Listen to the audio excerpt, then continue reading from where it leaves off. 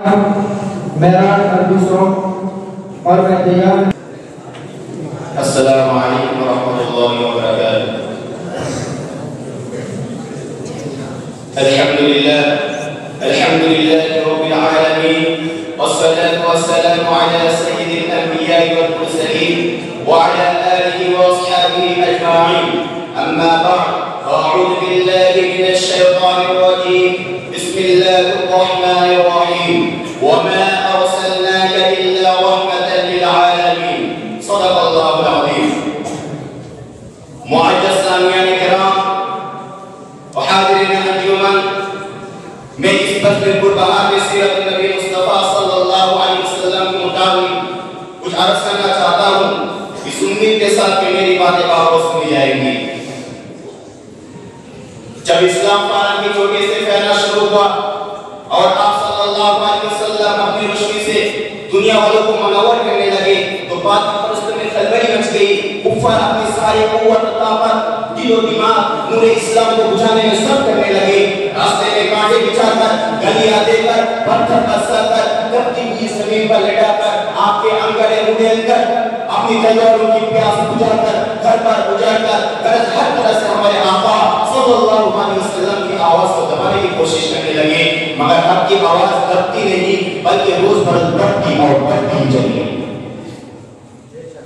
मेरे दोस्तों, संसार नबवी मुहर्रम का महीना है कि मक्का में तमाम नियामतें एक मीटिंग थी, जिसमें अबू जहल ने पूरे कौम को ललकारा। गए गयूर आलम, जिसको हम आज तक बच्चा का खेल समझ रहे थे, वो बच्चा का खेल नहीं रहा। वो हमारे दीन इज्जत और आबरू के लिए तूफान बन चुका है। जिस दीन का चर्चा मोहम्मद कर रहे हैं, उसके मानने वालों की ताकत रोज बढ़ती और बढ़ती ही जा रही है। हमारे खुदाओं को तौहीद की जा रही है, हमारे खुदाओं को झुकलाया और ठुकराया जा रहा है।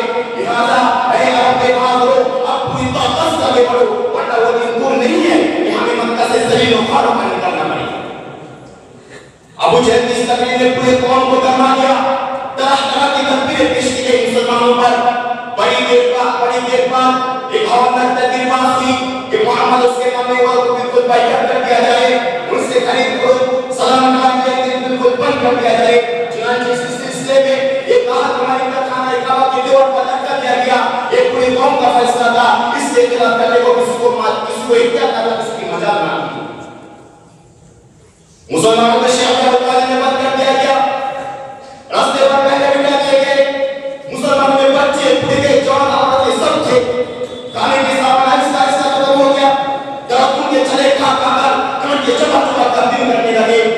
सिर्फ एक दिन यौम हज के लिए पाबंदी हटाई गई तो मुसलमान घाटी से बाहर आए, कपड़े फटे हुए, आंखें धंसी हुई, कदम लटका रहे थे। मेरे दोस्तों, कुर्बान जाए वो मुसलमान पर जिनकी ज़बान पर कोई शिकायत नहीं थी। मुसलमानों की फसाद देखकर कुफ्फार का लगा रहे थे और कह रहे थे, मुसलमानों, तुम क्यों इतना आवाज करते हो, छोड़कर अपने आप को हला को बर्बाद कर रहे हो?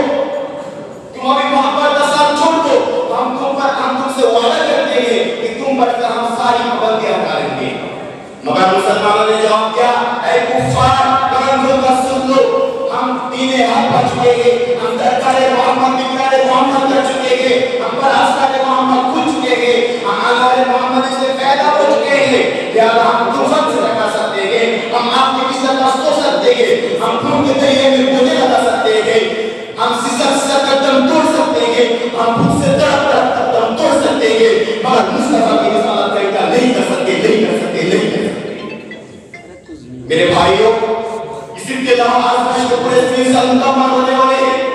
एक खुराक खत्म हो गई, ख्वातीन पैदा होने लगी, जवान भूख से चकराने लगे, फूल जैसे बच्चे अपने माँ की गोद में डालने लगे।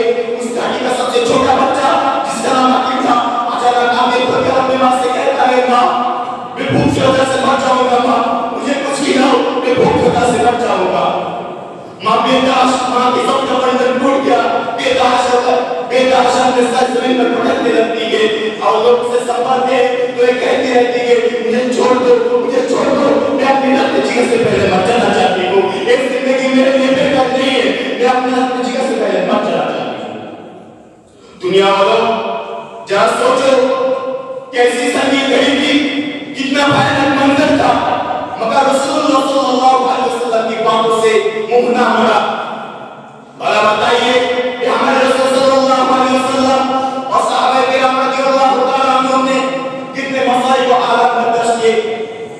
लेकिन आगे वही हुआ जो बता रहा है कि रब्बे ताला ने अपने मंजूर बंदों की मदद फरमाई, हाथ में उनकी दिमाग खुला कर दिया।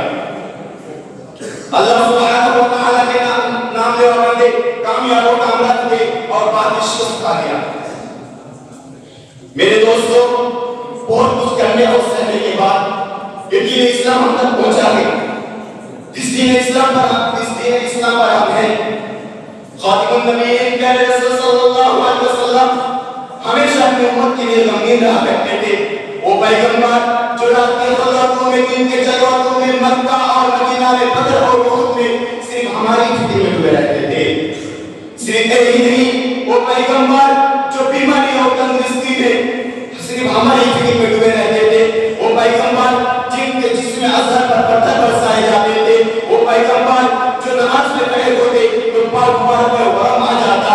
वो पैगंबर जो हमारे लिए अल्लाह के सामने गिड़गिड़ाते थे। वो पैगंबर जो हमारे लिए अल्लाह से रो रो कर मग़फ़िरत की दुआएं करते थे, फरमाते थे या अल्लाह ये मेरी उम्मत को माफ फरमा, मेरी उम्मत को माफ फरमा, मेरी उम्मत को माफ फरमा। सीधे ही नहीं, जब कुर्बानी का वक्त आता तो कुर्बानी करते और फरमाते या अल्लाह ये मेरी उम्मत की तरफ से है, या अल्लाह ये मेरी तरफ से नहीं है, ये मेरी उम्मत की तरफ से है, तो मेरी उम्मत को माफ फरमा, तो मेरी उम्मत को माफ फरमा।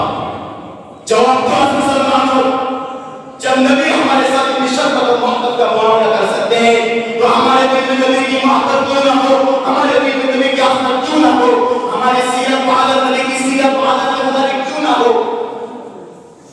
या अल्लाह सुब्हानहु व तआला हम सबको नबी को सच्चा और पक्का शायदाई पाने की तौफीक अता फरमाए और नबी के बताए हुए तौर और तरीके पर चलने की तौफीक अता फरमाए। आमीन सुम्मा आमीन। व मा अलैना इल्लल बलाग।